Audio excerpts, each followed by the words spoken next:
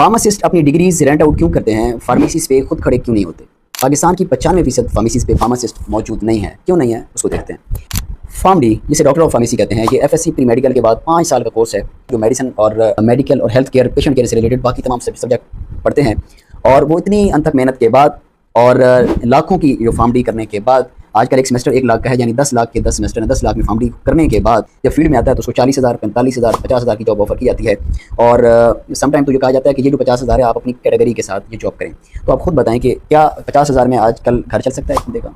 ठीक है, एक गार्ड भी अगर ड्यूटी अपनी बढ़ाए ना और अच्छे जो जगहों पे खड़े हैं गार्ड, वो भी 30, 35, 40,000 और इसके साथ रिहाइश भी ले रहे हैं। दूसरी बड़ी रीज़न ये है कि फार्मासिस्ट शुरू में जब आते हैं बड़े पुरज़म होते हैं कि हमने कैटेगरी रेंट आउट नहीं करी, हमने जॉब करनी है। जॉब का वेट करते करते उनको जॉब नहीं मिलती और यही मुतालबा किया जाता है कि कैटेगरी हमें रेंट आउट कर दें। तो जब वो कैटेगरी रेंट आउट नहीं करते तो पता तब चलता है कि साथ से आके कोई फीमेल फार्मासिस्ट या मेल फार्मासिस्ट ने कैटेगरी रेंट आउट कर दिया है और वो सर पकड़ के बैठ जाते हैं कि ये मैंने इस नेकी में पढ़ गया। ठीक है, चलो ये भी कोई बात नहीं है, ये कोई रीज़न नहीं है कि किसी और ने कर दी तो आप भी ये करें। बात ये है, पाकिस्तान में 70% आबादी बिलो मिडिल क्लास है।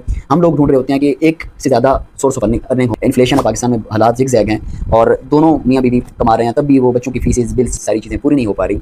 तो उस कंडीशन में वो कैटेगरी भी रेंट आउट ना करे, उसे जॉब भी ना मिले तो वो करे क्या। ठीक है, ज़्यादातर फीमेल फार्मासिस्ट अपनी फील्ड को छोड़ के कोई और काम कर रही है। मेल फार्मासिस्ट ने भी कोई और काम पकड़ना। अगर फार्मेसी मल्टी डोमेन प्रोफेशन ना होता, इसमें इंडस्ट्री ना होती, उसके अंदर सेल्स मार्केटिंग ना होती और उसके अंदर सिर्फ ये रिटेल फार्मेसी ही होती, तो ये प्रोफेशन पिट चुका होता, ये लोग खुदकुशी तक आ जाते। अभी तो बहुत सारे मेल फार्मासिस्ट बाहर चले गए हैं और फीमेल फार्मासिस्ट हमारे पास जितने भी फार्मासिस्ट फीमेल हैं उसका 60 to 70% घरों में बैठी हुई हैं।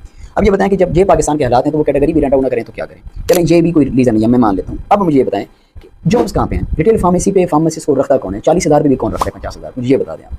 ठीक है, फीमेल्स के लिए तो जॉब ही नहीं है। सरगोदा जैसे शहर में फीमेल्स के लिए रिटेल फार्मेसी पे जॉब ही नहीं है। चौथी बात, हमेशा जो लॉ होता है या रूल इंप्लीमेंट होते हैं वो ऊपर से होते हैं। मिसाल के तौर पे जब आप मोटरवे पे जाते हैं, चाहे जीटी रोड पे आपने बेल्ट ना लगाया हो, चाहे आप ज़िग-ज़ैग करके गाड़ी चला रहे हैं, लेकिन जैसे ही आप मोटरवे पे जाते हैं तो आपकी जो लाइन एंड लेंथ बिल्कुल सीधी हो जाती है। लिमिटेड स्पीड, जो स्पीड अलाउ होती है उसी स्पीड में आप गाड़ी चलाते हैं और इसके साथ साथ जो है वो सीट बेल्ट बांधते हैं। तो चीज़ें हमेशा ऊपर से ही इंप्लीमेंट होती हैं। अनफॉर्चुनेटली जब भी लॉ को इंप्लीमेंट करने की कोशिश की गई है कि फार्मासिस्ट का फार्मेसी पे प्रेजेंट होना ज़रूरी है, जो ये सो कॉल्ड केमिस्ट एसोसिएशन ने बाइकाट कर देना होता है, उन्हें जो है हड़ताल कर देनी होती है कि भाई नहीं, हम तो मर जाएंगे, हम कैसे गुजारा करेंगे। हम फार्मासिस्ट भाई जहाँ पे आप अपने जो अनक्वालिफाइड मैनेजर को 40-50,000 दे रहे हैं तो वहाँ फार्मासिस्ट को 60-70,000 दे लेंगे। एक तो आपका जो प्रीमिसेस हैं वो भी ऑथराइज हो जाएंगी, वहाँ पे कस्टमर बढ़ेगा फार्मासिस्ट की प्रेजेंस की वजह से। लेकिन नहीं, फार्मासिस्टों के लिए जो है वो लाइबिलिटी है। फार्मासिस्ट का ना होना ये हेल्थ केयर के ऊपर एक बहुत बड़ा बर्डन कम करने की बजाय फार्मासिस्ट का ना होना एक बहुत बड़ा बर्डन डाल सकता है।